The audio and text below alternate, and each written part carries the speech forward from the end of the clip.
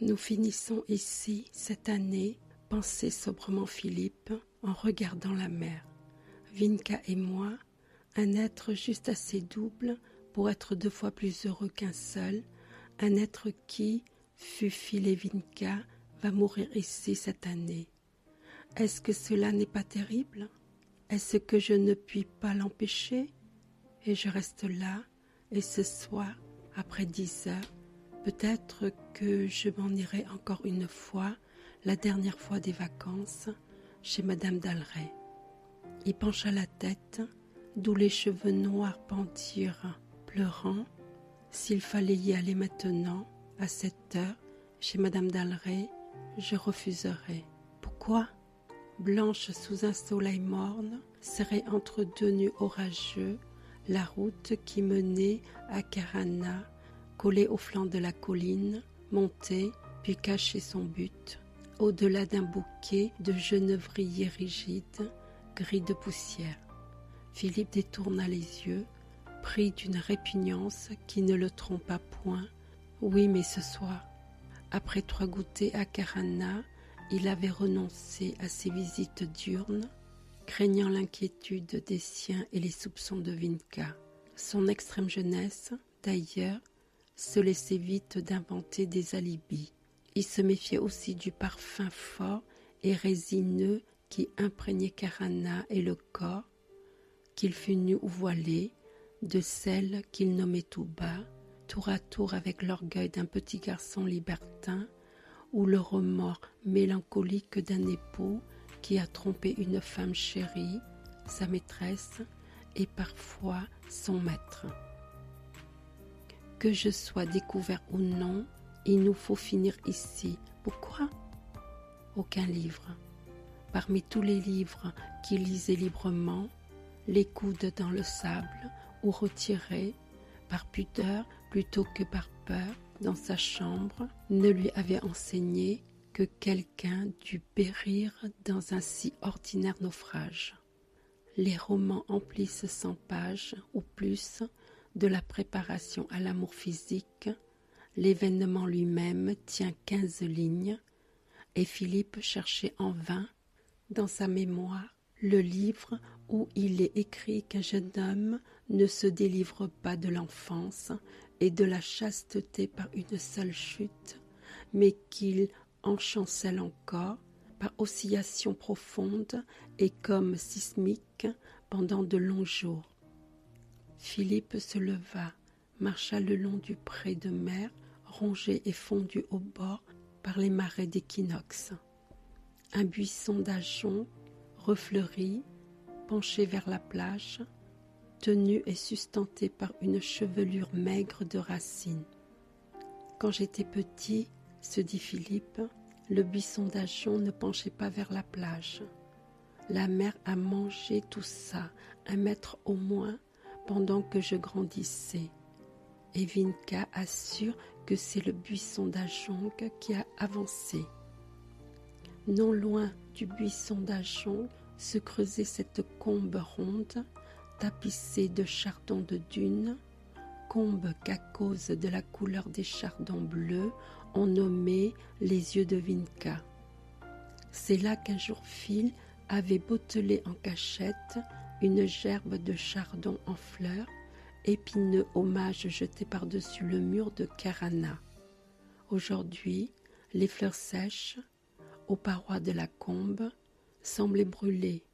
Philippe s'y arrêta un moment, trop jeune pour sourire du sens mystérieux que l'amour prête à la fleur morte, à l'oiseau blessé, à la bague rompue, et il secoua son mal, élargit ses épaules, rejeta ses cheveux d'un mouvement fier et traditionnel, en s'adressant mentalement des objurgations qui n'eussent pas déparé un roman d'aventure pour premier communion. Allons, assez de faiblesse, en toute vérité. Je peux me dire cette année que je suis un homme, et mon avenir. Il s'entendit penser et rougit de lui-même. Son avenir? 1 mois plus tôt, il y songeait encore. Il voyait, 1 mois plus tôt, Cet avenir peint de détails précis et puéril sur un grand fond vague, l'avenir. Et son vestibule d'examen, de baccalauréat recommencé, de travaux ingrats acceptés sans trop d'amertume, parce qu'il faut bien, n'est-ce pas? L'avenir de Vinca, celui-là riche de celle-ci, l'avenir maudit ou béni au nom de Vinca. J'étais bien pressée au commencement des vacances, songe à Philippe, à présent. Il eut un sourire, un regard de malheureux. Sa lèvre noircissait chaque jour et la poussée du premier poil, du veteux et fin, qui est à la moustache ce que le foin forestier est à la roide herbe des champs, enflait un peu sa bouche et l'enfiévrait comme la bouche d'un enfant chagrin.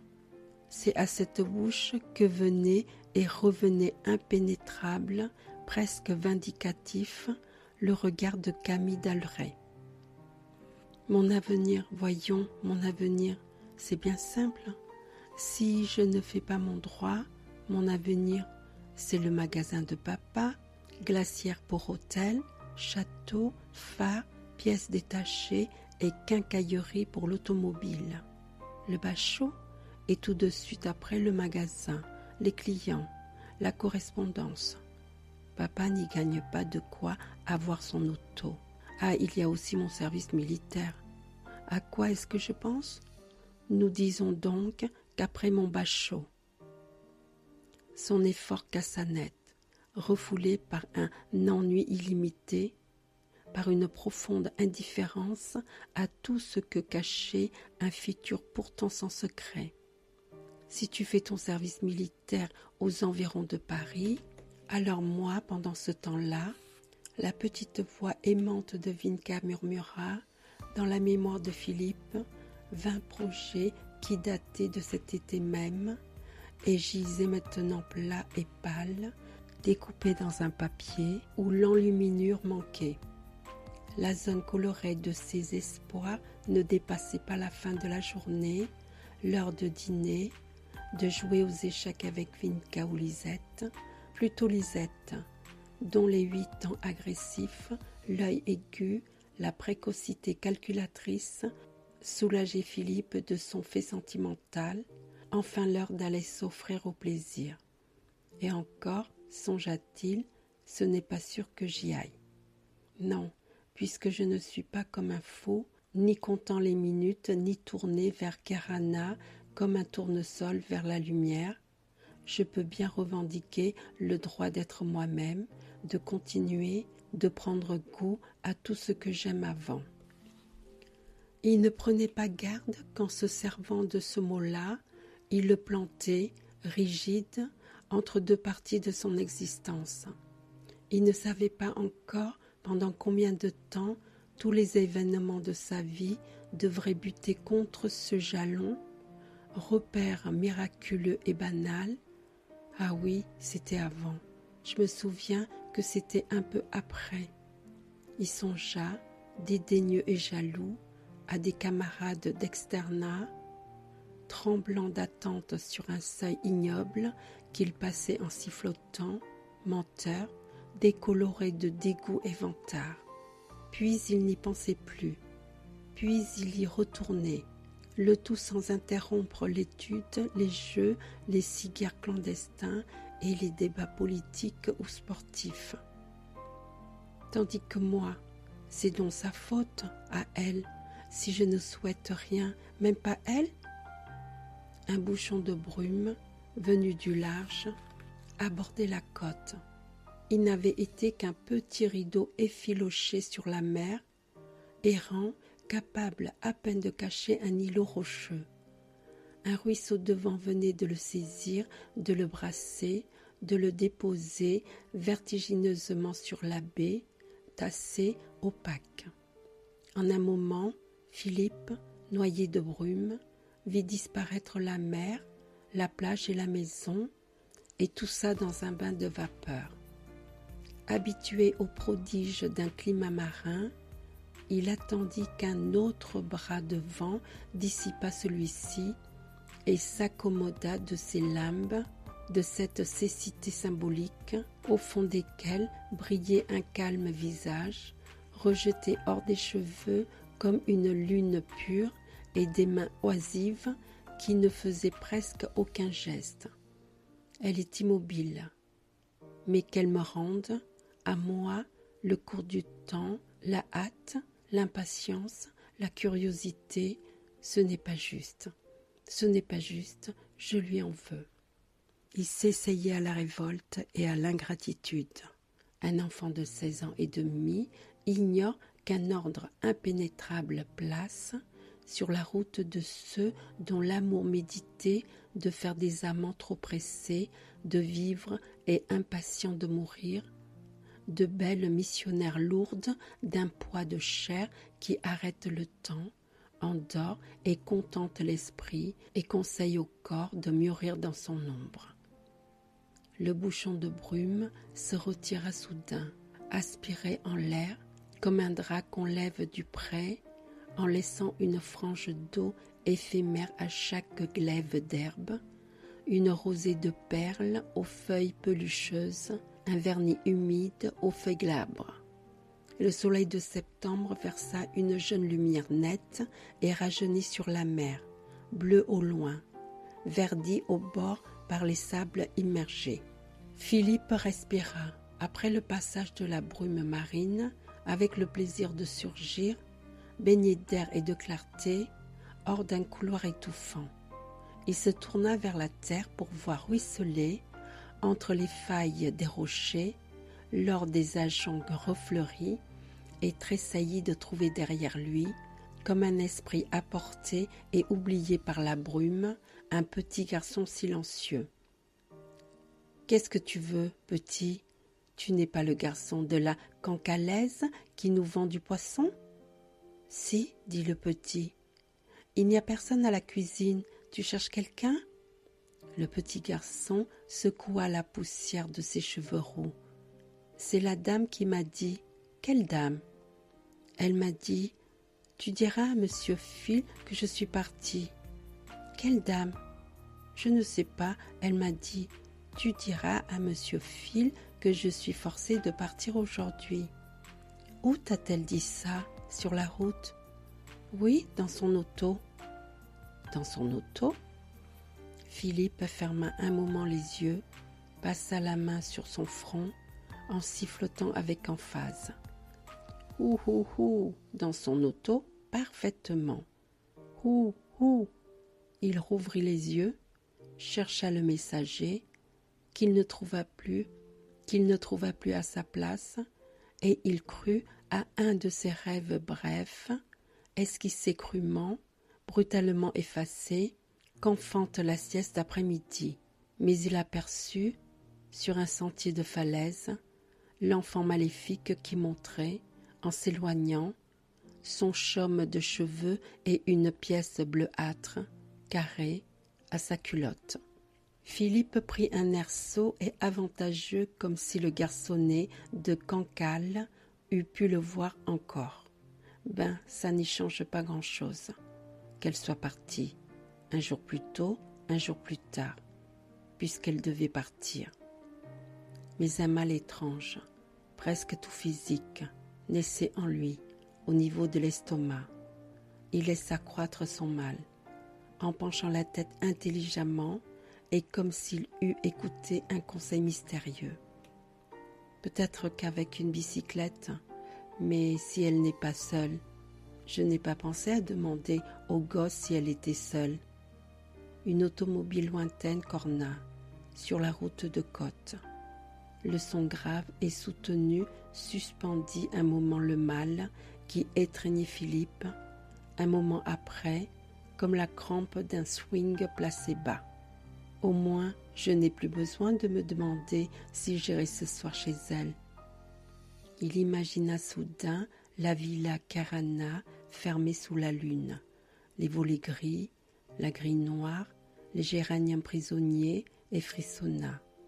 Il se coucha dans un pli du pré sec, roulé sur lui-même à la manière des jeunes chiens de chasse qui souffrent de la maladie, et il commença à gratter l'herbe sableuse, d'un mouvement régulier de ses 2 pieds. Il ferma les yeux, car la course des gros nuages, leur blanc épais et ballonné le soulevait d'une nausée légère. Il grattait rythmiquement le pré et chantonnait en mesure. Ainsi la femme qui souffre pour mettre au monde son fruit le berce, et geint un geignement progressif jusqu'au grand cri. Philippe ouvrit les yeux, s'étonna, reprit ses sens. « Mais qu'est-ce que j'ai ? Je le savais bien qu'elle devait partir avant nous. J'ai son adresse à Paris, son numéro de téléphone, et puis, qu'est-ce que ça me fait qu'elle parte ?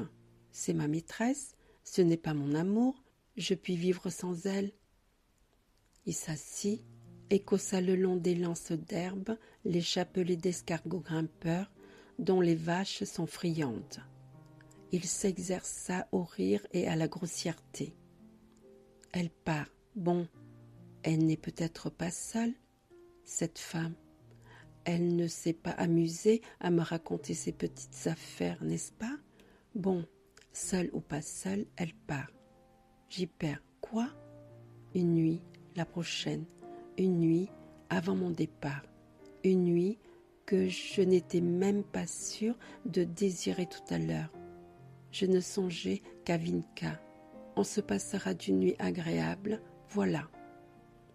Mais une sorte de souffle passa dans son esprit, balaya le vocabulaire d'enfant de troupe, la fausse assurance, le ricanement intérieur, ne laissa qu'une surface mentale nue, refroidie, une conscience nette de ce que représentait le départ de Camille d'Alray. Ah, elle est partie, hors d'atteinte, la femme qui m'a donné. Comment appeler ce qu'elle m'a donné? D'aucun nom, elle m'a donné. Depuis le temps où j'ai cessé d'être le petit enfant que Noël enchante, elle seule m'a donné. Donné, elle seule pouvait reprendre. Elle a repris. La rougeur monta à sa figure brune, une eau piquante mouilla ses yeux. Il ouvrit son vêtement sur sa poitrine, fouilla des 10 doigts sa chevelure, se rendit pareil à un furieux qui sort d'un pugilat, haleta et cria tout haut d'une roquevoix enfantine: « C'est cette nuit-là que je voulais, justement. » Il tendit son visage, son torse appuyé sur son poing, son regard vers Karana invisible. Déjà un amas de nimbus, occupant le sud du ciel, accablait ce sommet de collines désertées, et Philippe accepta qu'une malice toute puissante supprimât jusqu'au point du monde où il avait connu Camille d'Alray.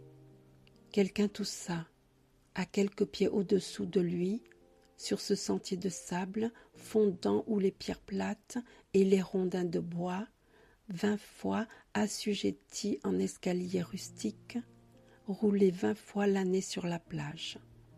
Philippe vit paraître au ras du pré et monter lentement une tête grisonnante avec la virtuosité dissimulatrice qui appartient à tous les enfants.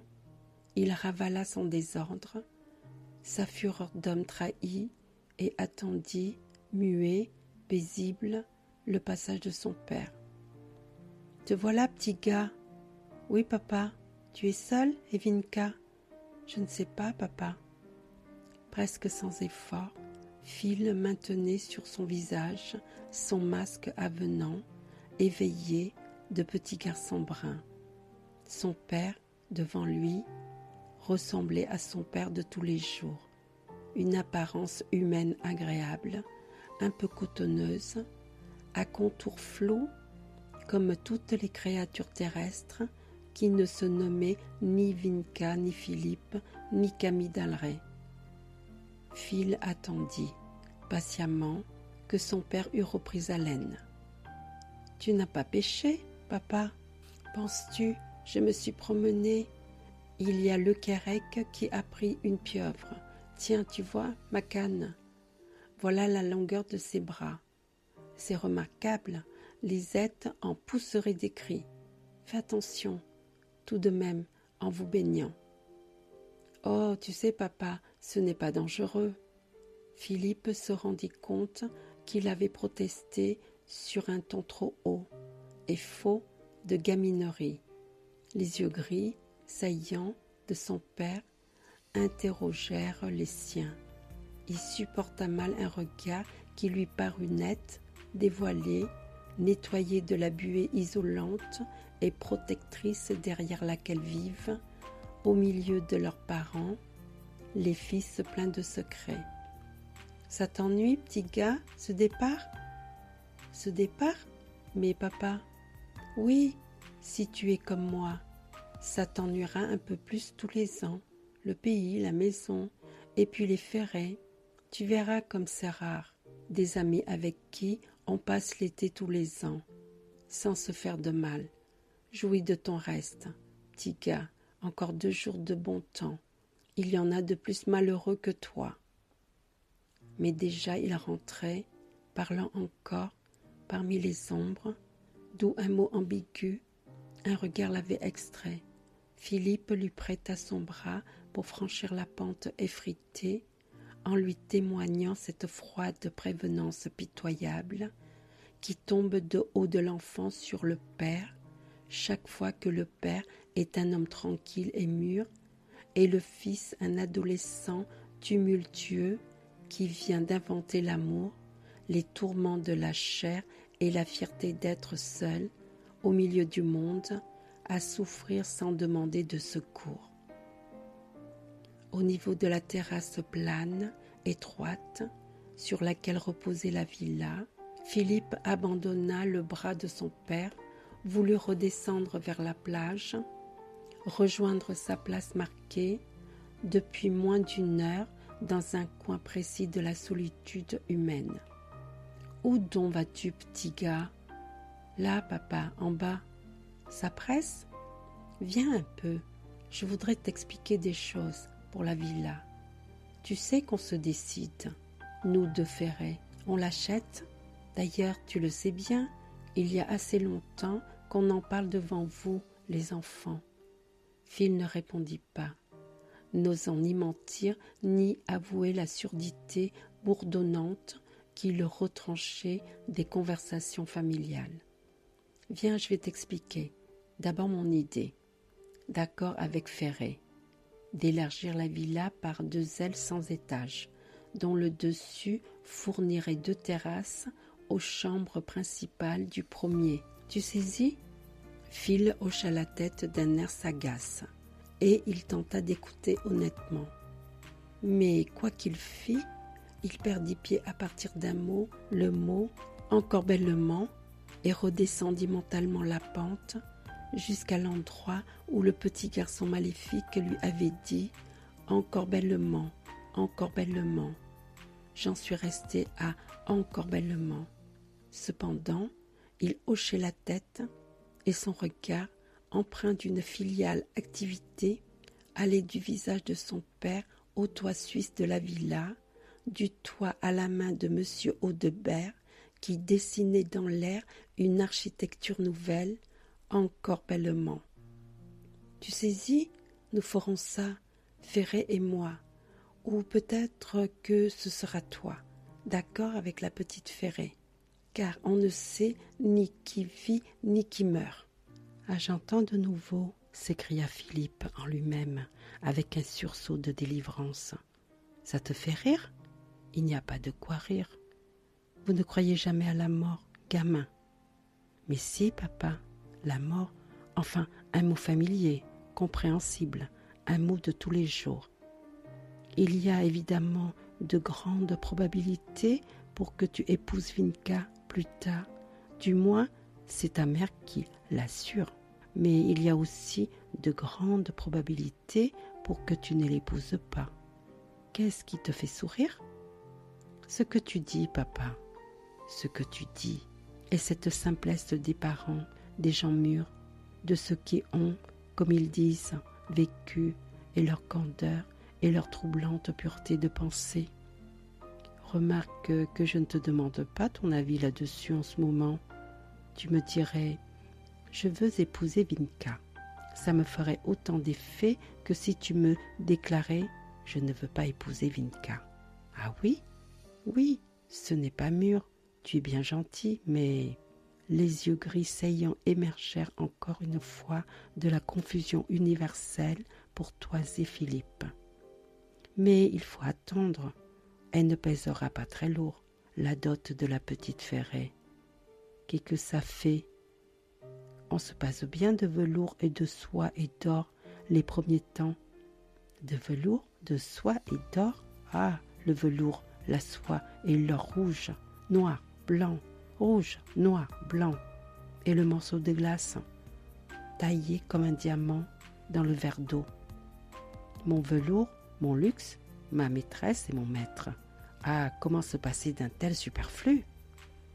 Travail, commencement dur, sérieux, temps de penser à l'époque où nous vivons. J'ai mal, ici, à la hauteur de l'estomac, et j'ai horreur de ce rocher violacé, sur le fond rouge sombre, blanc et noir de ce que je regarde en moi-même. Vie de famille, choyée, pardine. Pain blanc le premier, petit gars. Eh ben, la voix, les paroles intermittentes s'éteignirent dans un doux bruit d'eau envahissante.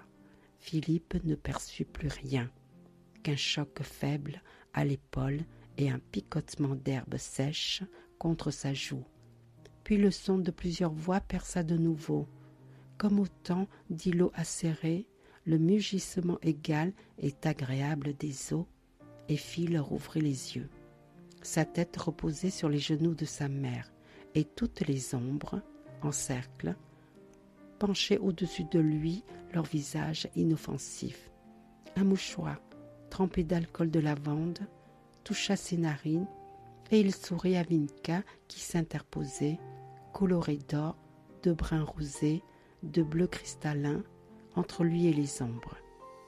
Ce pauvre Coco, je l'ai dit, qui n'avait pas bonne mine.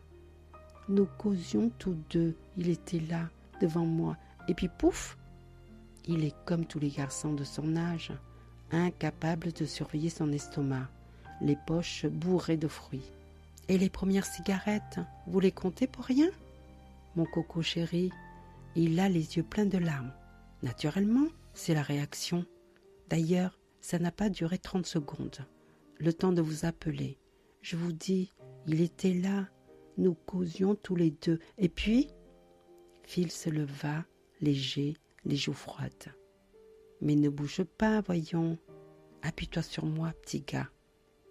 Mais il tenait la main de Vinka et souriait sans expression. C'est fini. Merci, maman. C'est fini. Tu ne veux pas te coucher par hasard? Oh non, j'aime mieux rester à l'air. Regardez-moi la tête de Vinka. Il n'est pas mort, ton Phil. Emmène-le, va. Mais restez autant que possible sur la terrasse. Les ombres s'éloignèrent, en peloton lent d'où s'élevaient des mains amies, des paroles d'encouragement, un regard maternel y brilla une fois encore, et Philippe resta seul avec Vinka qui ne souriait pas.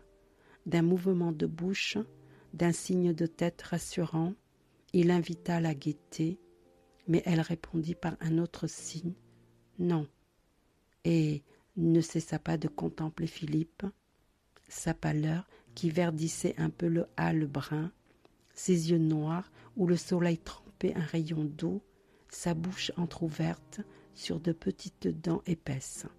« Que tu es beau, que je suis triste », disaient les yeux bleus de Vinka. Mais il n'y lisait pas de pitié, et elle lui laissait tenir sa dure main de pêcheuse et de joueuse de tennis, comme elle lui eût tendu la poignée d'une canne. « Viens, pria tout bas Philippe. Je vais t'expliquer, ce n'est rien, mais allons dans un endroit tranquille. » Elle vint, et ils choisirent gravement, en guise de chambre secrète, un entablement de roc, parfois mouillé par les grandes marées, fourni par elle d'un sable à gros grains, vite séché. Aucun d'eux n'avait jamais songé qu'un secret pût être confié à des tentures de cretonne claire, à des parois de pchit pain d'une résonance musicale qui portait d'une chambre à l'autre, la nuit, la nouvelle qu'un des habitants de la villa tournait le bouton d'un commutateur, toussait ou laissait choir une clé. Sauvages à leur manière, ces deux enfants humains savaient fuir l'indiscret abri humain et chercher la sécurité de leur idylle et de leur drame au milieu d'un pré découvert, sur le bord d'une mer rocheuse ou contre le flanc creux de la vague. « Il est 4 heures, dit Philippe en consultant le soleil. « Tu ne veux pas que j'aille te chercher ton goûter avant qu'on s'installe ?»« Je n'ai pas faim, » répondit Vinka. « Toi, tu veux goûter ?»« Non, merci. Mon petit étourdissement m'a retiré l'appétit. Assieds-toi dans le fond. Moi, je suis mieux près du bord. » Il parlait simplement, se sachant prêt à des paroles graves ou à un silence presque aussi révélateur. Le soleil de septembre miroitait sur les jambes polies et brunes de Vinka, ployées au bord de sa robe blanche, au-dessus d'eux une houle inoffensive que la brume en passant avait léchée et adoucie dans ses mollements, prenait par degrés sa couleur de beau temps. Les mouettes crièrent et un chapelet de barques s'égrena, une voile après l'autre, sortant de l'ombre du Minga et gagnant la haute mer. Un chant enfantin aigu, chevrotant, passa dans la brise. Philippe se retourna, tressaillit et exhala une sorte de plainte irritée, tout en haut de la plus haute falaise, en cotte bleuâtre et coiffé de cheveux roux, un petit garçon. Vinka suivit le regard de Philippe. « Oui, dit-elle, c'est le petit garçon. » Phil reprenait son sang-froid. « Tu parles du petit garçon, je crois, de la marchande de poissons ?» Vinka secoua la tête. « Le petit garçon, rectifia-t-elle, qui t'a parlé tout à l'heure, qui m'a... Le petit garçon qui est venu t'informer du départ de la dame. » Philippe haït soudain l'éclat du jour, le sable dur au rein, et le vent modéré lui brûla la joue. « De quoi parles-tu, Vinka ?» Elle ne s'abaissa pas à répondre et continua. « Le petit garçon te cherchait. Il m'a rencontrée et m'a informé la première. D'ailleurs, elle acheva par un geste fataliste. Phil respira profondément, avec une sorte de bien-être. « Ah alors, tu savais. Qu'est-ce que tu savais ?»« Des choses sur toi. Pas depuis longtemps. Ce que je sais, je l'ai appris tout à la fois, il y a 3 ou 4 jours, mais je m'en doutais. » Elle se tut et Philippe aperçut, sous les prunelles bleues, en haut de la fraîche joue enfantine de son amie, la nacre, le sillon des larmes nocturnes et de l'insomnie, ce reflet satiné, couleur de clair de lune, qu'on ne voit qu'aux paupières des femmes contraintes de souffrir en secret. « Bon, dit Philippe, alors nous pouvons parler, à moins que tu ne préfères ne pas parler. Je ferai ce que tu voudras. » Elle réprima un petit mouvement des coins de la bouche, mais ne pleura pas. « Non, nous pouvons parler. Je crois que c'est mieux. » Ils éprouvèrent un amer et identique contentement à distancer, dès les premiers mots de leur entretien, le lieu commun de la dispute et du mensonge. C'est le fait des héros, des comédiens et des enfants, de se sentir à l'aise sur un plan élevé. Ces enfants espérèrent follement qu'une douleur noble pouvait naître de l'amour. « Écoute, Vinka, lorsque pour la première fois j'ai rencontré... »« Non, non !» interrompit Vinka avec précipitation. « Pas ça. Je ne te demande pas ça. Je le sais. Là-bas, en bas du chemin du Goémon. Penses-tu que je l'ai oublié ?»« Mais, protesta Philippe, il n'y avait rien, ce jour-là, à oublier ni à retenir puisque... Mais passe, passe. Crois-tu que je t'ai amené ici pour que tu me parles d'elle ?» Il sentit, à l'âpreté simple du ton de Vinka, que son propre accent venait de manquer tout ensemble de naturel et de contrition. Mais faire le récit de vos amours, n'est-ce pas? Pas la peine. Mercredi dernier, quand tu es rentré, j'étais levé, sans lumière. Je t'ai vu, comme un voleur. Il faisait presque jour. Et cette figure que tu avais. Alors, je me suis renseignée, tu penses. Sur la côte, tu crois que tout ne se sait pas? Il n'y a que les parents pour ne rien savoir. Philippe, choqué, fronça les sourcils. La foncière brutalité féminine, soulevée en Vinka par la jalousie, l'offensait. Il s'était senti capable, en atteignant le refuge suspendu, de confiance amollie, de larmes, enclin en effet à de longs aveux. Mais il n'admettait pas cette activité d'écorcher, cette rudesse expéditive qui brûlait les relais pittoresques et flatteurs et tendait vers, au fait, vers quoi? Elle va sans doute vouloir mourir, se dit-il. Elle voulait déjà mourir ici même un jour. Elle va vouloir mourir. Vinka, il faut me promettre.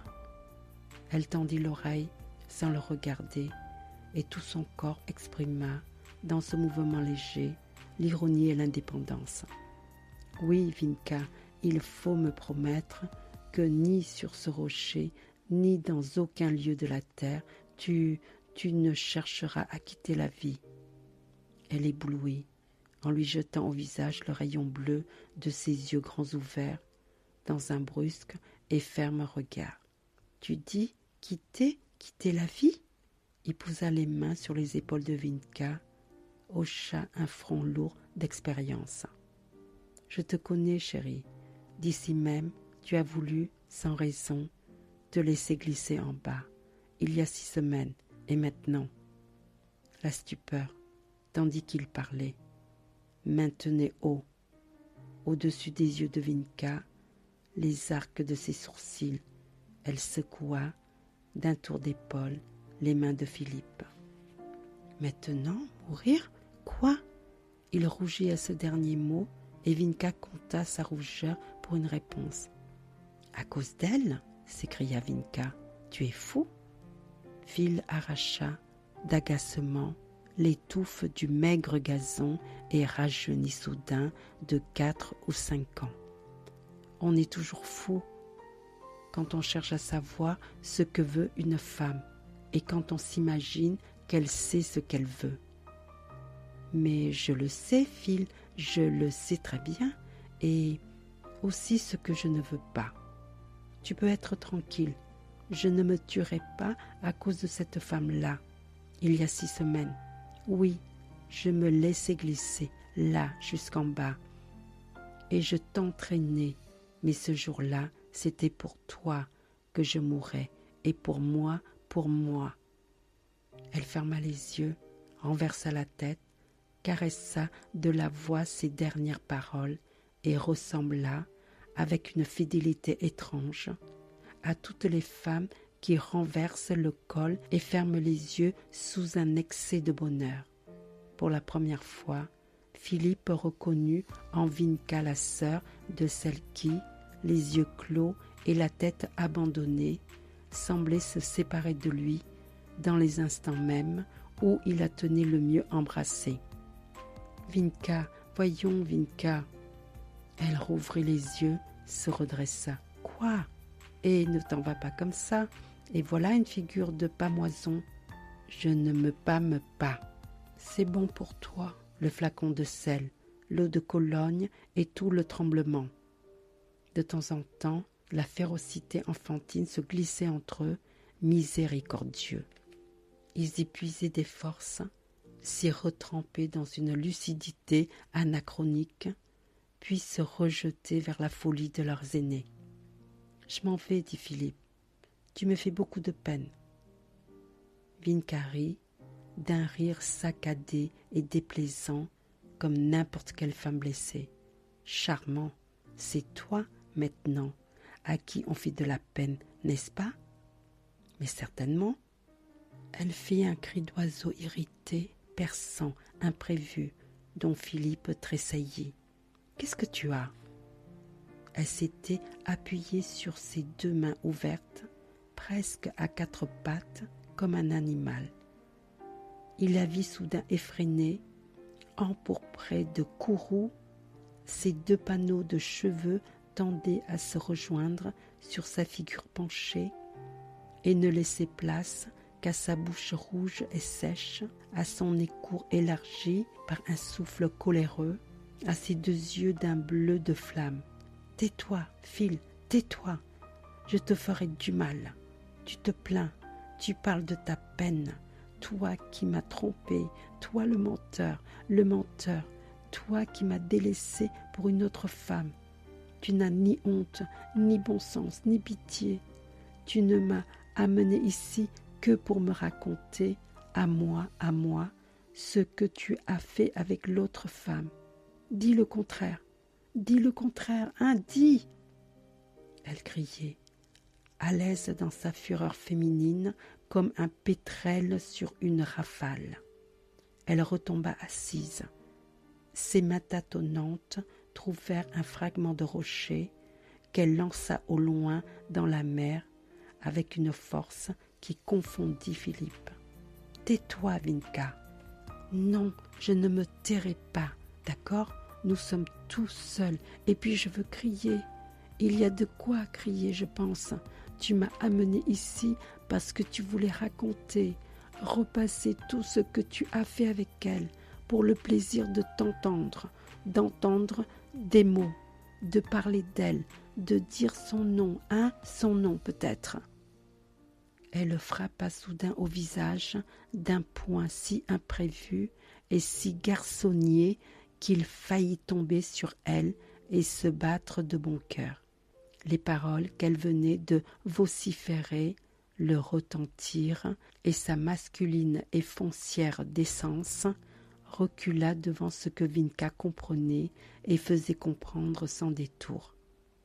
Elle pense, elle croit au plaisir que j'aurai à lui raconter.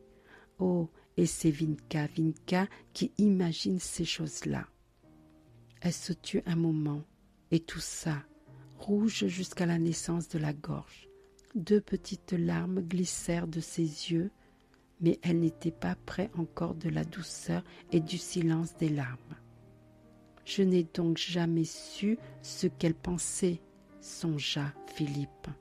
Toutes ces paroles sont aussi surprenantes que cette force que je lui ai vue souvent quand elle nage, quand elle saute, quand elle lance des cailloux. Il se méfiait des mouvements de Vinka et ne la quittait pas de l'œil. La couleur rayonnante de son teint, de ses yeux, la précision de sa forme mince, le pli tendu de sa robe blanche sur ses longues jambes, reléguaient à un plan lointain la souffrance presque suave qui l'avait couché immobile sur l'herbe. Il profita de la trêve, voulut montrer un sang-froid supérieur. « Je ne t'ai pas battue, Vinka. Tes paroles méritaient plus que ton geste, mais je n'ai pas voulu te battre. Ça aurait été la première fois que je me serais laissée aller à... » « Naturellement, interrompit-elle d'une voix enrouée, tu en battras une autre avant moi. Moi, je ne serai la première en rien. » Cette voracité dans la jalousie le rassura. Il faillit sourire, mais le vindicatif regard de Vinka lui déconseilla la plaisanterie. Ils demeurèrent silencieux, virent le soleil descendre derrière le Meinga et une tache rose, incurvée comme un pétale, danser à la crête de toutes les vagues. Les clarines des vaches tintèrent en haut de la falaise. À la place où le fatal petit garçon chantait tout à l'heure, une figure cornue de chèvre noire parut et bêla. « Vinka chérie, soupira Philippe. Elle le regarda avec indignation. « C'est moi que tu oses appeler comme ça ?» Il inclina la tête. « Vinka chérie, soupira-t-il. » Elle se mordit les lèvres, rassembla ses forces contre l'assaut des larmes qu'elle sentait monter, serrer sa gorge, gonfler ses yeux, et ne se risqua pas à parler. Philippe appuyé de la nuque au rocher brodé d'une mousse rase et violâtre, contemplait la mer et ne la voyait peut-être pas, parce qu'il était las, parce qu'il faisait beau, parce que l'heure, son parfum et sa mélancolie l'exigeaient. Il soupira, Vinka chérie, comme il eût soupiré, ah quel bonheur, ou bien que je souffre. Sa nouvelle douleur exhalait les mots les plus anciens, les premiers mots nés sur ses lèvres. Ainsi le soldat vieillit, s'il tombe en combattant, gémit le nom d'une mère qu'il a oubliée. Tais-toi, méchant, tais-toi. Qu'est-ce que tu m'as fait? Qu'est-ce que tu m'as fait? Elle lui montrait ses larmes qui roulaient sans laisser de sillon sur le velours de ses joues. Le soleil jouait dans ses yeux débordants et élargissait le bleu de ses prunelles. Une amante de tout blessé, assez magnifique pour tout pardonner, resplendissait dans le haut du visage de Vinka, une petite fille désolée, un peu comique, grimaçait gentiment par sa bouche et son menton tremblant. Sans quitter l'appui de son dur oreiller, Philippe tourna vers elle ses yeux noirs, adoucis par la langueur de son propre appel. La colère avait exprimé, de cette fillette surchauffée, une odeur de femme blonde, apparentée à la fleur de brugane rose, au blé vert écrasé, une allègre et mordante odeur qui complétait cette idée de vigueur imposée à Philippe par tous les gestes de Vinka. Pourtant, elle pleurait et balbutiait. « Qu'est-ce que tu m'as fait ?» Elle voulut arrêter le cours de ses larmes et mordit une de ses mains où parut, pourpre, le demi-cercle de ses jeunes dents. « Sauvage !» dit Phil à demi-voix, avec la considération caressante qu'il eût dédiée à une inconnue. « Plus que tu ne crois, dit-elle sur le même ton. « Mais ne me le dis pas, s'écria Philippe. Tes moindres paroles ont l'air d'une menace. Avant, tu aurais dit une promesse, Phil. C'est la même chose, protesta-t-il véhément. Pourquoi ? Parce que, il mordilla une herbe, décidé à la prudence, et d'ailleurs incapable de préciser par des paroles les sourdes revendications de liberté mentale, de droit au délassant et courtois mensonge que son âge et la première aventure dilataient en lui. Je me demande plus tard comment tu me traiteras, Phil. Elle semblait consternée et vide d'arguments. Mais Philippe savait comment elle pouvait rebondir et récupérer magiquement toute sa force. « Ne te le demande pas, pria-t-il brièvement.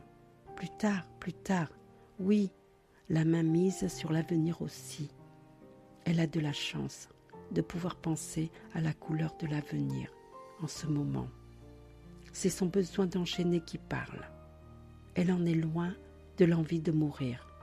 Il méconnaissait, hargneux, la mission de durer, dévolue à toutes les espèces femelles, et l'instinct auguste de s'installer dans le malheur en l'exploitant comme une mine de matériel précieux, le soir et la fatigue aidant.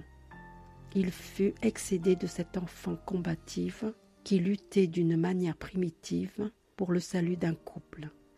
Il s'arracha, en pensée, à sa présence, courut à la poursuite d'une voiture roulant sur son nuage horizontal de poussière, atteignit, comme un mendiant de la route, la vitre où s'appuyait une tête assoupie sous son turban de voile blanc. Il revit tous les détails, les cils noircis, le signe noir près de la lèvre, la narine palpitante et serrée, des traits qu'il n'avait jamais contemplés que de tout près. Ah, de si près, égaré, effrayé, il se leva, plein de la peur de souffrir et de la surprise d'avoir, pendant qu'il causait avec Vinka, cessé de souffrir. « Vinka, qu'est-ce que tu as ? Je crois que j'ai mal. » Un bras irrésistible empoigna le sien, l'obligea à tomber au plus sûr du nid escarpé, car il chancelait près du bord, abattu, Il ne lutta pas et dit seulement: « Ce serait peut-être le plus simple pourtant. Ah là là !» Elle ne cherchait pas de paroles après ce cri trivial. Elle couchait contre elle le corps du garçon affaibli et serrait une tête brune sur ses seins qu'un peu de chair douce, toute neuve, arrondissait. Philippe s'abandonnait à une lâche et récente habitude de passivité acquise dans des bras moelleux, mais s'il chercha, avec une amertume à peine supportable, le parfum résineux, la gorge accessible, du moins il gémissait sans effort le nom de Vinca chérie, Vinca chérie. Elle accepta de le bercer, selon ce rythme qui balance, bras refermés et genoux joints, toutes les créatures féminines de toute la terre. Elle le maudissait d'être si malheureux et si choyé. Elle lui souhaitait de perdre la raison et d'oublier, dans le délire, un nom de femme. Elle l'apostrophait en elle. « Va, va, tu apprendras à me connaître, je t'en ferai voir. » Mais en même temps, elle écartait, du front de Philippe, un cheveu noir, comme une fêlure fine barrant un marbre.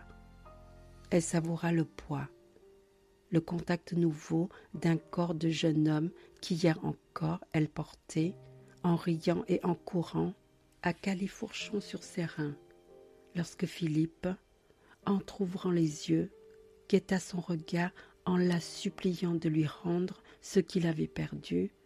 Elle frappa de sa main libre le sable à côté d'elle et s'écria au fond d'elle-même: « Ah, pourquoi es-tu née comme une héroïne d'un drame éternel ?»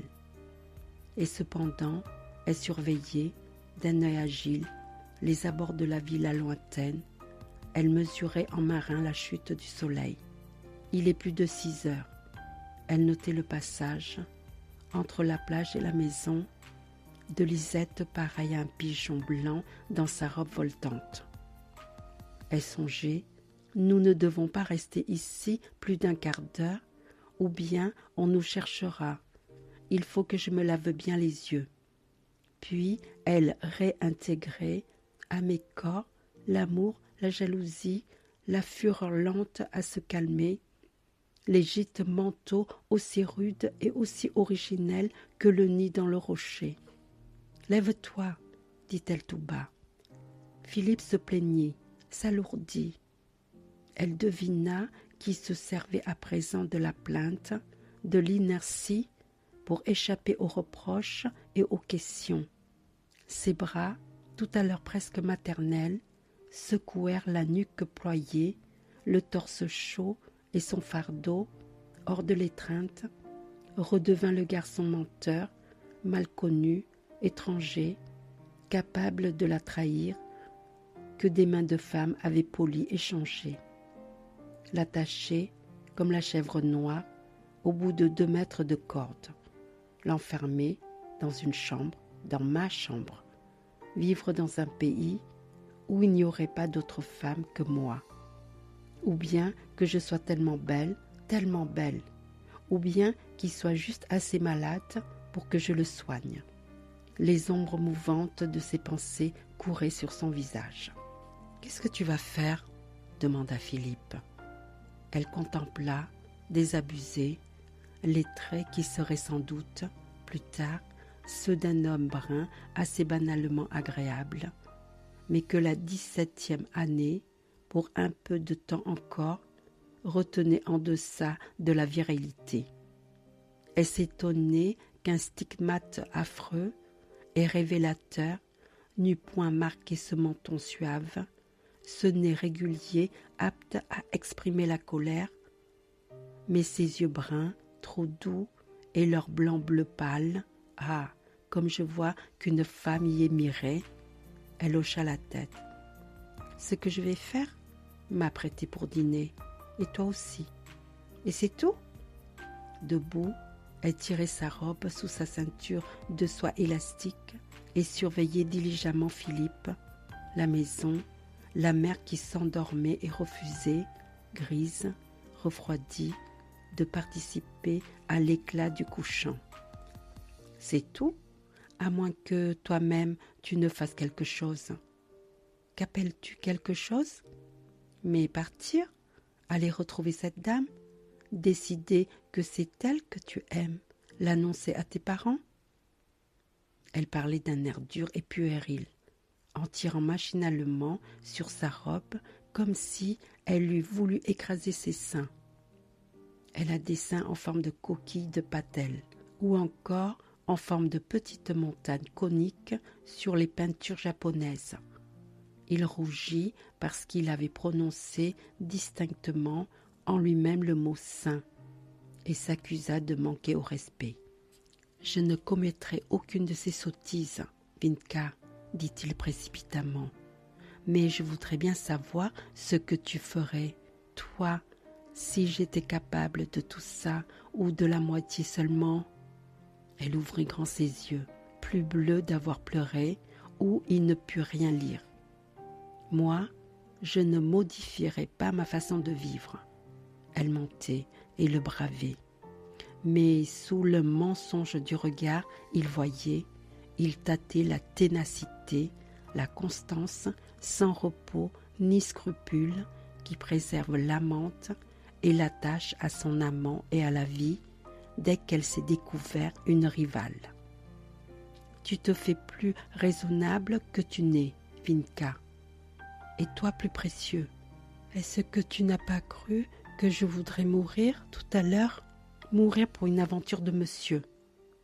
Elle le désigna, de la main ouverte, comme font les enfants qui se chamaillent. Une aventure, répéta Philippe, blessé et flatté. Et dame, tous les garçons de mon âge. Il faudra donc que je m'habitue, interrompit Vinka, à ce que tu ne sois en effet que tous les garçons de ton âge. Vinka chérie, je te jure qu'une jeune fille ne peut pas parler, ne doit pas attendre. Il baissa les yeux, se mordit la lèvre avec suffisance et ajouta « Tu peux me croire ». Il offra la main à Vinka pour qu'elle enjambât les longs bancs schisteux couchés à l'entrée de leur abri, puis les bas bouquets d'ajoncs qui les séparaient du sentier de douane. À 300 mètres de là, sur le pré de mer, Lisette en blanc tournait comme un volubilis blanc, et ses petits bras bruns gesticulaient, télégraphiant « Venez, vous êtes en retard ». Vinka leva les bras, répondit, mais elle se retourna encore vers Philippe avant de commencer à descendre. « Phil, justement je ne peux pas te croire.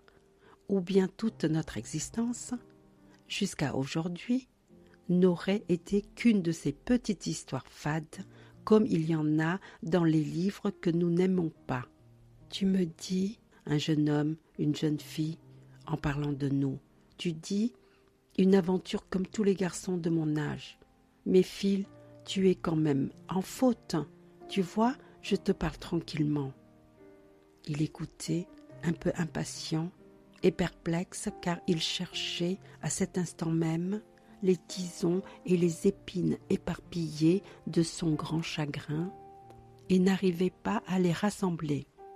L'extrême embarras de Vinka, visible sous trop d'assurance, allait encore les disperser et le vent du soir, en outre, se levait avec une brusquerie malveillante. « Allons, quoi encore ? Tu es quand même en faute, Phil, puisque c'est à moi que tu aurais dû demander. » Il était sans désir, las, avide d'être seul, et pourtant plein d'appréhension au seuil de la longue nuit. Elle avait escompté le cri, l'indignation ou bien le trouble impur. Il la mesura de la tête aux pieds, entre ses cils rapprochés et dit « Pauvre petite, demander, bon, et accorder quoi ?» Il la vit offensée et muette, la traînée pourpre de son sang vif montait à ses joues, descendit sous la peau de sa gorge brune. Il la prit d'un bras par les épaules et marcha serré contre elle dans le sentier. « Vinka chérie, tu vois les bêtises que tu dis ? Des bêtises de jeune fille ignorante, Dieu merci. Remercie-le d'autre chose, Phil, est-ce que tu ne crois pas que j'en sais autant que la première femme qui l'a créé ?» Elle ne s'écartait pas de lui, le regardait de côté, sans tourner la tête, puis regardait devant elle le chemin difficile, puis regardait de nouveau Philippe, dont l'attention s'attachait à cet angle d'œil que le mouvement de la prunelle faisait alternativement bleu de pervenche et blanc comme l'intérieur nacré d'une coquille. « Dis, Phil, tu ne le crois pas que j'en sais autant que… » « Chut, Vinka, tu ne sais pas, tu ne sais rien. » Il suspendit leurs pas en tournant du sentier. Tout azur avait fui de la mer, coulé dans un métal solide et gris, presque sans plis, et le soleil éteint laissait sur l'horizon une longue trace d'un rouge triste, au-dessus de laquelle régnait une zone pâle, verte, plus claire que l'aurore, où trempait l'humide étoile qui se lève la première. Philippe serra son bras autour des épaules de Vinka et tendit l'autre bras vers la mer. « Chut, Vinka, tu ne sais rien. C'est un tel secret, si grand. Je suis grande. Non, tu ne comprends pas ce que je veux te dire. Si, très bien. Tu fais comme le petit garçon des Jalons, qui est enfant de chœur le dimanche. Il dit, pour se donner de l'importance, le latin, ah, mais vous savez, le latin, c'est très difficile, mais il ne sait pas le latin. » Elle rit tout à coup, la tête levée, et Philippe n'aime guère qu'elle passe ça en si peu d'instants, avec tant de naturel, du drame au rire et de la consternation à l'ironie.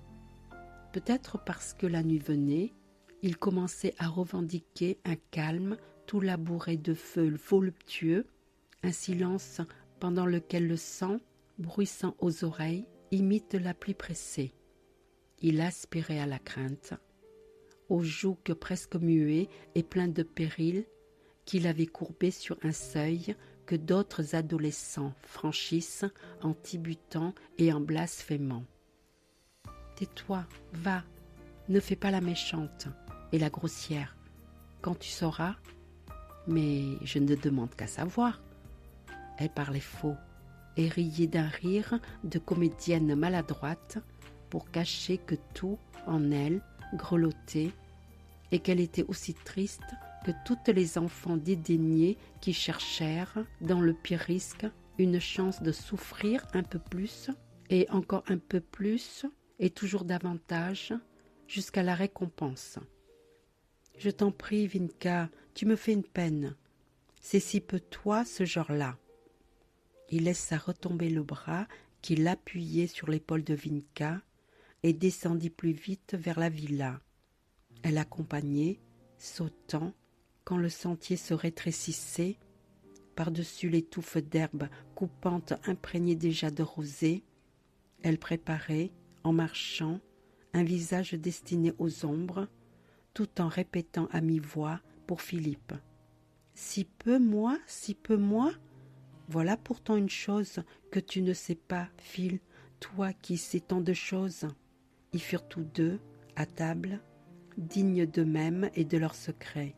Philippe rit de ses vapeurs, exigea des soins, attira sur lui l'attention parce qu'il craignait qu'on ne remarquât les yeux éclatants, cernés d'un rose meurtri, que Vinka abritait sous le chaume soyeux, coupé en franges épaisses au-dessus des sourcils. Vinka, de son côté, faisait l'enfant. Elle réclama du champagne dès le potage. « C'est pour remonter Phil, maman, » et vida sa coupe de pommerie sans respirer. Vinka blâma une ombre.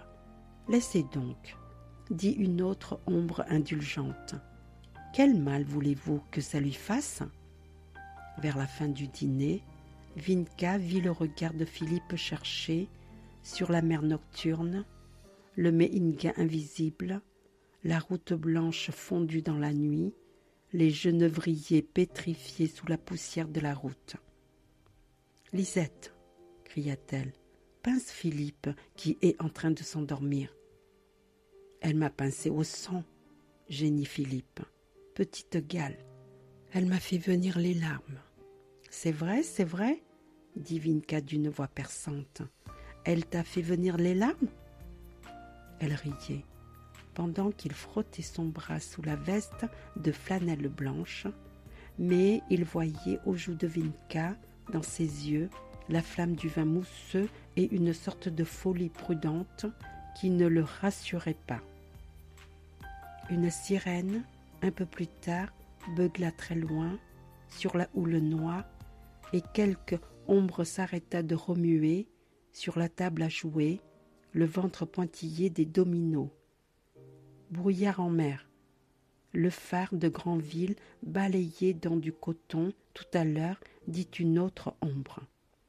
Mais la voix de la sirène venait d'évoquer la trompe mugissante d'une automobile fuyant sur la route côtière, et Philippe bondit sur ses pieds. « Ça le reprend », raya Vinka. Habile à se cacher, elle tournait le dos aux ombres et son regard suivait Philippe comme une lamentation. « Sûrement non, dit Philippe, mais je n'en peux plus et je demande la permission d'aller me coucher. Bonsoir maman, bonsoir père, bonsoir madame Ferré, bonsoir. On te tient quitte de tes litanies ce soir, mon garçon. Si on te montait une tasse de camomille légère, n'oublie pas d'ouvrir ta fenêtre grande.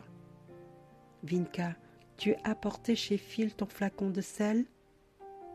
Les voix des ombres amies le suivirent jusqu'à la porte, en guirlandes tutélaires, un peu fanées, au doux parfum fade de simple séché. Il échangea avec Vinka le baiser quotidien qui tombait toujours à côté de la joue tendue et glissait vers l'oreille, sur le cou ou sur le coin duveté de la bouche.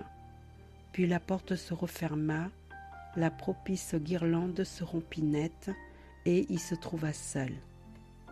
Sa chambre, béante sur la nuit sans lune, l'accueillit mal. Debout sous l'ampoule ensachée de mousseline jaune, il respira, au stylet délicat, l'odeur que Vinka nommait l'odeur de garçon, livre classique, valise de cuir préparée pour le départ le surlendemain, bitume des semelles de caoutchouc, savon fin et alcool parfumé. Il ne souffrait pas particulièrement, mais il éprouvait ce sentiment d'exil et de fatigue totale qui n'exige plus d'autre remède que l'inconscience. Il se coucha rapidement, éteignit sa lampe et chercha distingue la place contre le mur où ses peines de petit garçon, ses fièvres de croissance avaient trouvé la nuit protectrice, l'abri du drap mieux bordé, du papier fleuri contre lequel déferlaient les songes, apportés par la pleine lune, les grandes marées ou les orages de juillet. Il s'endormit aussitôt, mais pour être assailli par les plus intolérables précisions du rêve et les plus traditionnelles. Ici, Camille Dalleray portait le visage de Vinka. Là, Vinka, autoritaire, régnait sur lui avec une froideur impure et prestidigitatrice. Mais ni Camille Dalleray ni Vinka, dans son rêve, ne voulaient se souvenir que Philippe n'était qu'un petit garçon tendre, pressé seulement de poser sa tête sur une épaule, un petit garçon de 10 ans. Il s'éveilla, vit que sa montre marquait minuit moins le quart et que sa nuit gâchée se consumerait, fiévreuse, au centre d'une maison endormie.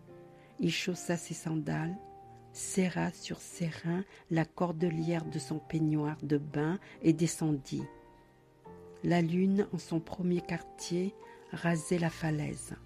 Courbe et rougeâtre, elle ne versait pas de lumière au paysage, et le phare tournant du phare de Grandeville semblait, à chaque feu rouge, à chaque feu vert, l'éteindre.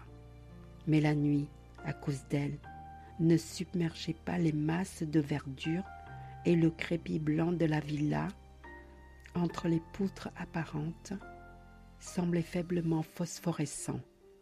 Philippe laissa ouverte la porte vitrée et entra dans cette nuit douce comme en un refuge sûr et triste.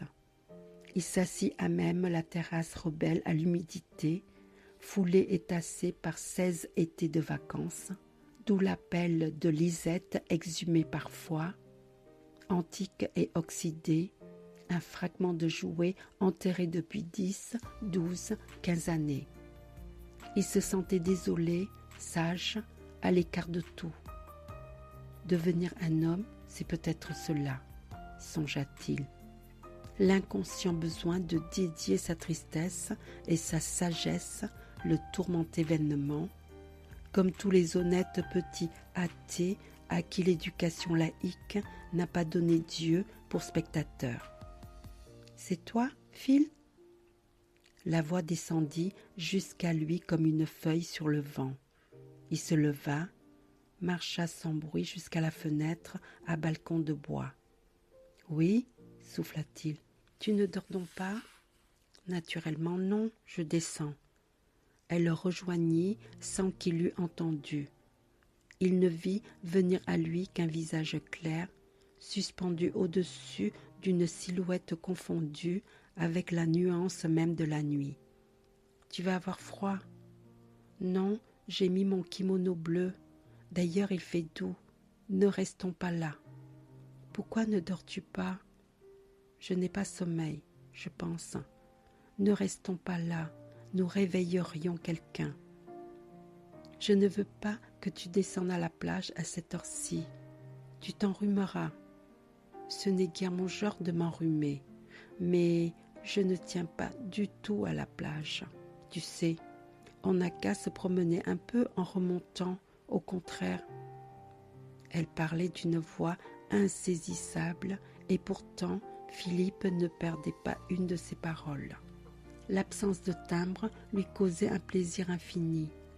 Ce n'était plus la voix de Vinka, ce n'était la voix d'aucune femme. Une petite présence, presque invisible, au ton familier, une petite présence, sans acrimonie, sans dessein sauf la promenade, sauf la veille tranquille. Il buta contre un obstacle et Vinka le retint par la main. « Ce sont des pots de géranium. Tu ne les vois donc pas ? » ?»« Non, moi non plus. Mais je les vois comme les aveugles. Je sais qu'ils sont là. Fais attention qu'il doit y avoir un empotoir par terre à côté. Comment le sais-tu ? J'ai dans l'idée qu'il est là, et ça ferait du bruit comme une pelle à charbon. Boum ! Qu'est-ce que je te disais ? Ce chuchotement malicieux charmait Philippe. Il lui pleurait de détente et de plaisir à trouver Vinka si douce, toute pareille dans l'ombre à une Vinka d'autrefois qui n'avait que 12 ans et qui chuchotait ainsi, penchée au-dessus du sable mouillé où la pleine lune dansait sur le ventre des poissons pendant les pêches de minuit. « Tu te rappelles, Vinka, la nuit où nous avons pêché à minuit le plus gros carlet ? Et ta bronchite ? Ça nous a valu une bonne défense de pêcher la nuit. Écoute, tu as refermé la porte vitrée ? Non. Vois-tu que le vent se lève et que la porte tape ? Ah, si je ne pensais pas à tout. » Elle disparut, revint comme un sylphe, sur des pieds si légers que Phil devina son retour au parfum que le vent portait devant elle. « Qu'est-ce que tu sens donc, Vinka, comme tu es parfumée ? Parle moins fort. J'avais chaud, je me suis fait une friction avant de descendre. » Il ne répliqua rien, mais son attention réveillée enregistra en effet combien Vinka pensait à tout. « Passe, Phil, je tiens la porte. Ne marche pas dans les salades. » Dans l'encens maraîcher qui montait de la terre travaillée, on pouvait oublier le voisinage de la mer. Une basse muraille de thym compacte rapa les jambes nues de Philippe et il tâta au passage les museaux de velours des mufliers. « Tu sais, Vinka, qu'au potager, on n'entend pas les bruits qui viennent de la maison à cause du bouquet de bois. Mais il n'y a pas de bruit dans la maison, Phil, et nous ne faisons pas de mal. » Elle venait de ramasser une petite poire tombée, mûrie précocement et musquée par le ver intérieur. Il entendit mordre dans le fruit, puis le jeter. « Qu'est-ce que tu fais? Tu manges ?» C'est une des poires jaunes, mais elle n'était pas assez bonne pour que je te la donne. Une telle liberté d'esprit ne dissipa pas tout à fait la défiance vague de Philippe. Il trouvait Vinka un peu trop douce, légère et sereine comme un esprit, et il songea soudain à cette gaieté étrange, comme échappée de la tombe, cette gentillesse insensée qui teinte dans le rire des religieuses. « Je voudrais voir son visage, » se dit-il, et il frissonna à imaginer que la voix sans timbre, les paroles de fillette joyeuse pouvaient sortir du masque convulsé, étincelant de sa colère et de ses belles couleurs qui avaient affronté le sien dans le nid de rocher. « Vinka, écoute, rentrons. Si tu veux, encore un moment. Accorde-moi un moment. Je suis bien, et toi, nous sommes bien. Comme c'est facile de vivre la nuit, mais pas dans les chambres. Oh, je déteste ma chambre depuis quelques jours. Ici, je n'ai pas peur. Un ver luisant, si tard dans la saison. Bête, qu'est-ce que tu as à tressaillir? C'est un chat qui a passé. Voyons, la nuit. Les chats attrapent les mulots. » Il distingua un petit rire et le bras de Vinka lui serra la taille. Il tendait l'oreille à tous les souffles, à tous les craquements, séduit, malgré son inquiétude, par ce chuchotement nuancé qui ne cessait pas, loin d'appréhender l'ombre. Vinka s'y guidait comme dans un pays ami et connu, l'expliquait à Philippe, lui faisait les honneurs de minuit et le promenait ainsi qu'un hôte aveugle. « Vinka chérie, reviens. » Elle jeta un tout petit « oh » de crapaud. « Tu m'as appelé Vinka chérie? Ah, pourquoi ne fait-il pas nuit tout le temps? En ce moment-ci, tu n'es pas le même qui m'a trompé. Je ne suis pas la même qui a eu tant de peine. Ah, Phil, ne rentrons pas tout de suite. Laisse-moi être un peu heureuse, un peu amoureuse, sûre de toi comme je l'étais dans mes rêves. Phil, Phil, tu ne me connais pas. Peut-être que non, Vinka chérie. » Ils trébuchèrent sur une sorte de foin dur qui craqua. « C'est le sarrasin battu, » dit Vinka. « Ils l'ont battu au fléau aujourd'hui. »« Comment le sais-tu ? Pendant que nous étions à nous disputer, tu n'entendais pas le battement des deux fléaux ? Moi, je l'entendais. Assieds-toi, Phil. » Elle entendait. Elle était forcenée. Elle m'a frappé au visage. Elle m'a dit des paroles sans suite, mais elle entendait le battement des deux fléaux. Involontairement, il compara à cette vigilance de tous les sens féminins le souvenir d'une autre habileté féminine. « Ne t'en va pas, Phil, je n'ai pas été méchante. Je n'ai ni pleuré ni reproché. » La ronde tête de Vinka, ses cheveux soyeux et égaux roulèrent sur l'épaule de Philippe, et la chaleur d'une joue chauffa sa joue. « Embrasse-moi, Phil, je t'en prie, je t'en prie. » Il embrassa, mêlant à son propre plaisir la mauvaise grâce de l'extrême jeunesse, qui ne vise à combler que ses propres désirs, et la mémoire trop précise d'un autre baiser qu'on lui avait pris sans le lui demander. Mais il connut contre ses lèvres la forme de la bouche de Vinka, le goût qu'elle gardait du fruit entamé tout à l'heure, l'empressement que mit cette bouche à s'ouvrir, à découvrir et à prodiguer son secret, et il chancela dans l'ombre. « J'espère, pensa-t-il, que nous sommes perdus. Oh, soyons vite perdus, puisqu'il le faut, puisqu'elle ne voudra plus jamais qu'il en soit autrement. Mon Dieu, que la bouche de Vinka est inévitable et profonde et savante dès le premier choc. Oh, soyons perdus, vite, vite. Mais la possession est un miracle laborieux. Un bras furieux qu'il n'arrivait pas à dénouer liait la nuque de Philippe. Il secoua la tête pour s'en délivrer et Vinka, croyant que Philippe voulait rompre leur baiser, serrait davantage.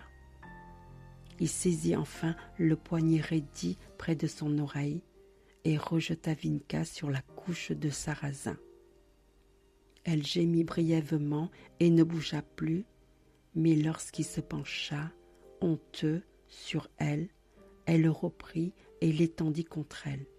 Là, ils eurent une trêve charmante et quasi fraternelle, où chacun eut, pour l'autre, un peu de pitié et l'affabilité, la discrétion des amants éprouvés.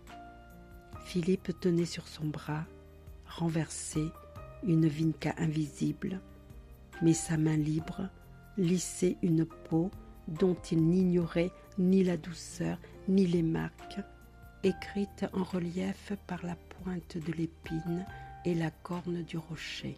Elle essaya de rire un instant en priant tout bas. « Laisse ma belle écorchure, avec ça que c'est doux, déjà le sarrasin égrené. » Mais il entendait son souffle trembler dans sa voix et il tremblait aussi. Il retournait sans cesse à ce qu'il connaissait le moins d'elle, sa bouche. Il résolut, pendant qu'il reprenait haleine, de se relever d'un bond et de regagner la maison en courant. Mais il fut saisi, en s'écartant de Vinka, d'une crise de dénuement physique, d'une horreur de l'air frais et des bras vides, et il revint à elle, avec un élan qu'elle imita et qui mêla leurs genoux. Il trouva alors la force de la nommer Vinka chérie, avec un accent humble qui la suppliait en même temps de favoriser et d'oublier ce qu'il essayait d'obtenir d'elle. Elle comprit et ne manifesta plus qu'un mutisme exaspéré, peut-être excédé, une hâte où elle se meurtrit elle-même. Il entendit la courte plainte révoltée, perçut la ruade involontaire, mais le corps qui l'offensait ne se déroba pas et refusa toute clémence. Il dormit peu et profondément et se leva avec l'impression que toute la maison était vide. Mais en bas, il vit le gardien et son chien taciturne et ses engins de pêche, et il entendit, au premier étage, la toux quotidienne de son père. Il se dissimula entre la haie de fusain et le mur de la terrasse et épia la fenêtre de Vinka. Une brise active chassait les nuages qui fondaient à son souffle. En détournant la tête, Phil apercevait les voiles cancalaises couchées sur un flot court et dur. Toutes les fenêtres de la maison dormaient encore. Mais elle, est-ce qu'elle dort? On assure qu'elle pleure après. Peut-être que Vinka pleure à présent. C'est maintenant qu'il faudrait qu'elle se reposât sur mon bras, comme nous faisions sur le sable. Alors, je lui dirais, « Ce n'est pas vrai, il ne s'est rien passé. Tu m'as Vinka de toujours. Tu ne m'as pas donné ce plaisir, qui ne fut pas un très grand plaisir. Rien n'est vrai, pas même ce soupir et ce chant commencé, aussitôt suspendus, qui t'ont faite tout à coup lourde et longue comme une morte dans mes bras. Rien n'est vrai, si ce soir, je disparais en haut du chemin blanc vers Kerana, si je rentre seule avant l'aurore de demain, je m'en cacherai si bien que tu l'ignoreras. Allons nous promener sur la côte et emmenons Lisette. » Il n'imaginait pas qu'un plaisir mal donné, mal reçu, est une œuvre perfectible. La noblesse du jeune âge l'entraînait seulement au sauvetage de ce qu'il fallait ne pas laisser périr. 15 années de vie enchantée, de tendresse unique, leurs 15 années de jumeaux amoureux et purs. Je lui dirai, « Tu penses bien que notre amour, l'amour de Phil et Vinka, aboutit ailleurs que là, cette couche de sarrasin battu, hérissée de fétus. Il aboutit ailleurs qu'au lit de ta chambre ou de la mienne. C'est évident, c'est sûr, crois-moi. Puisqu'une femme que je ne connais pas m'a donné cette joie si grave, dont je palpite encore, loin d'elle, comme le cœur de l'anguille arraché vivant à l'anguille, que ne fera pas pour nous notre amour? C'est évident, c'est sûr. Mais si je me trompais, il ne faut pas que tu saches que je me trompe. Je lui dirai, c'est un rêve prématuré, un délire, un supplice pendant lequel tu mordais ta main, pauvre petit compagnon, auxiliaire courageux de ma cruelle besogne. C'était pour moi un rêve, peut-être affreux, pour moi une humiliation pire, une volupté moins bonne que les surprises de la solitude. Mais rien n'est perdu. Si tu oublies, et si moi-même j'efface un souvenir miséricordieusement voilé déjà par la nuit. Non, je n'ai pas serré tes côtes flexibles entre mes genoux, mais prends-moi à califourchon sur tes reins et courons sur le sable. Quand il entendit, sur leur tringle, glisser les rideaux, il appela à lui son courage et réussit à ne pas détourner la tête. Vinka parut entre les contrevents qu'elle rabattit sur le mur. Elle cligna fortement des paupières à plusieurs reprises et regarda devant elle avec une fixité passive. Puis elle enfonça ses mains dans l'épaisseur de ses cheveux et retira de leur désordre une brindille sèche. Le sourire et la rougeur éclatèrent ensemble sur son visage, qu'elle pencha entre ses cheveux mêlés, cherchant sans doute Philippe. Bien éveillée, elle prit dans la chambre un pichet de terre vernissée et arrosa avec soin un fuchsia pourpré qui fleurissait le balcon de bois. Elle consulta le ciel frais et bleu qui promettait le beau temps et se mit à chanter une chanson qu'elle chantait tous les jours. Entre les fusains, Philippe veillait, comme un homme venu là pour un attentat. Elle chante. Il faut bien que j'en croie mes yeux et mes oreilles. Elle chante. Et elle vient d'arroser le fuchsia.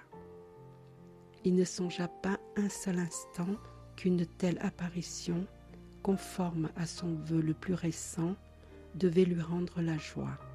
Il ne s'arrêta qu'à sa déception et, trop novice pour l'analyse, s'obstina à comparer. Une nuit, je suis venue m'abattre sous cette fenêtre parce qu'une révélation venait de tomber, foudroyante, entre mon enfance et ma vie d'aujourd'hui. Elle chante, elle chante. Les yeux de Vinka luttaient d'azur avec la mer matinale. Elle peignait ses cheveux et recommençait à bouche fermée sa petite chanson, son vague sourire. Elle chante, elle sera jolie au déjeuner. Elle criera « Lisette, pince-le au sang !» Ni grand bien ni grand mal, la voilà idem. Il vit que Vinka, penchée, écrasait sa gorge sur le balcon de bois et se tendait vers la chambre de Philippe. Que je paraisse à la fenêtre voisine, que j'enjambe la balustrade pour la rejoindre, et elle me jettera ses bras au cou. « Ô toi que j'appelais mon maître, pourquoi m'as-tu semblé plus émerveillée quelquefois que cette petite fille neuve qui a l'air si naturel? Tu es partie sans m'avoir tout dit.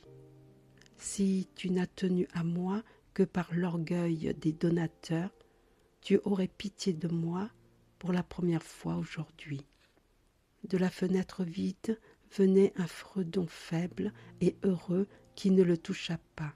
Il ne songea pas non plus que dans quelques semaines, l'enfant qui chantait pouvait pleurer, effaré, condamné, à la même fenêtre. Il cacha son visage au creux de son bras accoudé et contempla sa propre petitesse, sa chute, sa bénignité. ni héros ni bourreau, un peu de douleur, un peu de plaisir, je ne lui aurais donné que cela, que cela. Ici se termine le roman. Si cette histoire vous a rappelé un souvenir, abonnez-vous pour revivre d'autres moments. Si vous avez connu cette époque, écrivez « présent » en commentaire. Si cette histoire vous a rappelé un souvenir, racontez-le en commentaire. Je les lis toutes et peut-être que ce souvenir vous accompagnera doucement jusqu'à ce soir. Au revoir et à bientôt.